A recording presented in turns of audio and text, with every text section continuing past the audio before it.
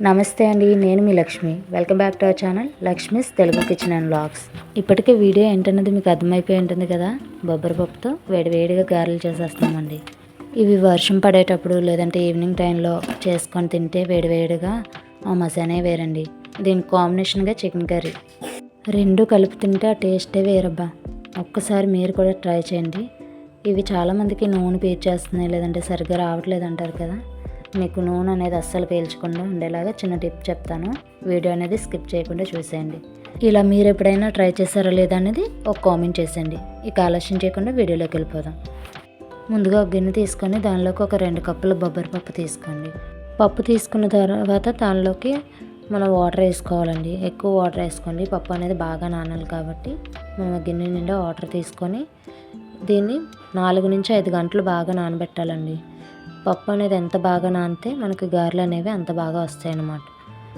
4 గంటల నుంచి 5 గంటల వరకు నానిన తర్వాత శుభ్రంగా కడిగేసుకోవాలి. పప్పు అనేది నీట్గా కడుక్కొని ఇప్పుడు దీనిలోకి మనం దీన్ని మిక్సీ పట్టేసుకోవాలి.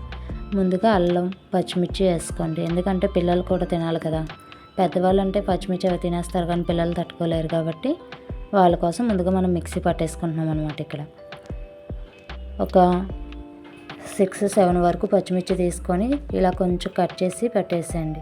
అల్లం ముక్క కూడా కొంచెం ముక్క మీడియం సైజులో తీసుకొని అది చిన్న ముక్కల కిందగా వేసుకుంటే మీకు తొందరగా నలిగిపోతుంది. చూస్తున్నారు కదా, ఈ విధంగా తీసుకొని మిక్సీ పట్టుకోవాలండి. ఇక్కడ మీరు మెయిన్ గుర్తుపెట్టుకోవాల్సింది ఏంటంటే ఈ పప్పులో అనేది అస్సలు వాటర్ వేయకూడదు. మీరు మిక్సీ పట్టినప్పుడు వాటర్ అస్సలు వేయకూడదు. అలానే మరీ మెత్తగా రుబ్బేయడం మానేసి బరకగా రుబ్బండి. కొంచెం పప్పుగా ఉండాలి. అలా అయితేనే మనకి ఆయిల్ అనేది అస్సలు పీల్చదండి. ఈ ఒక మెయిన్ పాయింట్ గుర్తుపెట్టుకోండి. ఆయిల్ పీల్చకుండా ఉండాలంటే మాత్రం పప్పు మెత్తగా రుబ్బేయకండి. మెత్తగా రుబ్బేయడం వల్ల ఆయిల్ అనేది పీల్చేస్తుందండి. మీరు వాటర్ వేయడం వల్ల ఇంకా లూజ్ అయిపోతుంది, మెత్తగా అయిపోతుంది పప్పు అనేది. కాబట్టి వాటర్ అనేది అస్సలు వేయకుండా పప్పు ఈ విధంగా తీసుకొని కొంచెం బరకగానే రుబ్బుకోండి. ఇందులో కొద్దిగా మనం పప్పు ఎందుకు యాడ్ చేస్తున్నాం అంటే ఇంకా క్రిస్పీగా ఉండాలనేసి. మనం తినేటప్పుడు ఆ పప్పు తగులుతుంటే చాలా బాగుంటుందండి టేస్ట్. ఈ విధంగా మొత్తం పప్పు అంతా రుబ్బేసుకోండి. పప్పు అనేది ఇలా రుబ్బిన తర్వాత ఇప్పుడు దీనిలోకి మనం ఒక 4 ఆనియన్స్ తీసుకొని కట్ చేసుకుందాం అండి. చిన్న చిన్న ముక్కల కిందకి తీసుకొని కట్ చేసుకోండి. ఉల్లిపాయలు ఈ విధంగా చిన్న చిన్న పీసెస్ ముక్కల కింద కట్ చేసేసుకొని ఉల్లిపాయలని మనం రుబ్బిన పప్పులోకి మిక్సీ పట్టుకున్నాం కదండి పప్పు, దానిలోకి వేసేసుకుందాం. తర్వాత దీనిలోకి కొంచెం కరివేపాకు, కొద్దిగా కొత్తిమీర, కొంచెం జీలకర్ర నార్మల్గా వేసుకోండి. కరివేపాకు కొత్తిమీర అనేది అది కూడా కొంచెం చిన్నగా కట్ చేసేసుకోవాలండి.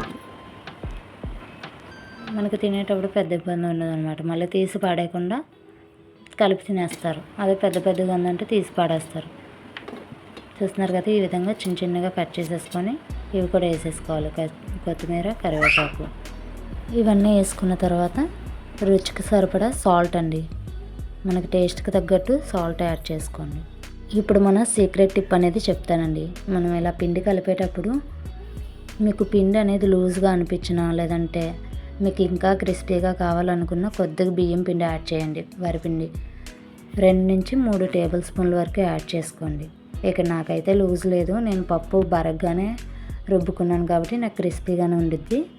అందులోనే కొంచెం మామూలు పప్పు కూడా యాడ్ చేశాను కదా, క్రిస్పీగా ఉండిద్ది. మీకు ఏమైనా లూజ్గా ఉన్నా ఇంకా క్రిస్పీనెస్ అనేది కావాలంటే మాత్రం బియ్యం పిండి కొద్దిగా యాడ్ చేసుకోండి.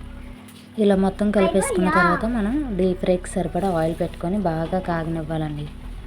నూనె అనేది హై ఫ్లేమ్లో పెట్టుకొని వేడి చేసుకోండి. తర్వాత మనం గారెలు వేసేటప్పుడు మీడియం ఫ్లేమ్లోకి పెట్టుకుందామండి. ఎందుకంటే మనకి హై ఫ్లేమ్లోనే పెట్టుకున్నారనుకోండి గారెలు అనేవి కలర్ వచ్చేస్తాయి కానీ లోపల అనేది ఉడకవు. కాబట్టి మీడియం ఫ్లేమ్లో పెట్టుకొని బాగా ఉడికించండి. ఇక్కడ నేను వేస్తున్నట్టుగా మీరు చేత్తో వేయలేకపోతే కనుక ఏదైనా కవర్ తీసుకొని దాని మీద కొద్దిగా పిండి తీసుకొని చేత్తో అలా అద్దండి. అలా అయినా మీకు పర్ఫెక్ట్గా షేప్ వస్తుంది. నేనైతే ఇలా చేత్తో అలవాటు ఉంది వేసేసాను. మీరు ఆ విధంగా వేయండి. కవర్ కానీ లేదంటే అదే మనకి పాల ప్యాకెట్ కవర్లు ఉంటాయి, లేదంటే ఆకు తీసుకొని అరిటాకు ఏదైనా దాని మీద కొద్దిగా వాటర్ అప్లై చేసి అలా చేసుకున్న బాగానే ఉంటాయండి. చూసారు కదా, మన గారెలు అనేవి రెడీ అయిపోయాయి. చాలా బాగా సౌండ్ కూడా వస్తున్నాయి కదా, ఎంత క్రిస్పీగా ఉన్నాయో గారెలు అనేవి. లోపల కూడా చూడండి ఒకసారి ఎంత సాఫ్ట్గా ఉందో. చూసారు కదా ఎంత క్రిస్పీగా వచ్చిందో. మీకు ప్లేట్లో వేస్తుంటే సౌండ్ కూడా వినిపిస్తుంది కదా, అంత క్రిస్పీగా వచ్చాయండి. లోపల కూడా చాలా సాఫ్ట్గా ఉంటాయి. చూసారుగా ఎంత క్రిస్పీగా వచ్చాయో. మీరు కూడా ట్రై చేసి మీకు ఎలా కుదిరిందో కామెంట్ చేసేయండి.